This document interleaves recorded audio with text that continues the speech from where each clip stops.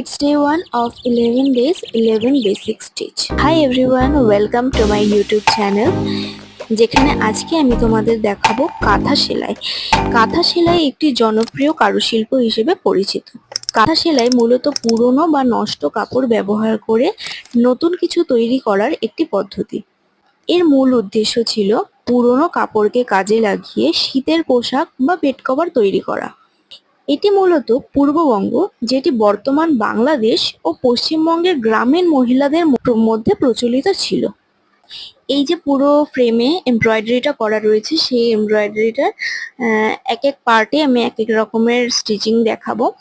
যারা এমব্রয়ডারিতে খুব ইন্টারেস্টেড তাদের জন্য ভিডিওগুলো অনেক হেল্পফুল হতে চলেছে। আজকের ভিডিওটা হচ্ছে কাঁথা সেলাই, বা এটাকে অনেকে রানিং স্টিচও বলে থাকে। খুব সিম্পল একটা সেলাই আর খুব ইজি একটা সেলাই। একে একে আমরা প্লাই স্টিচ, ফ্রেঞ্চ নট,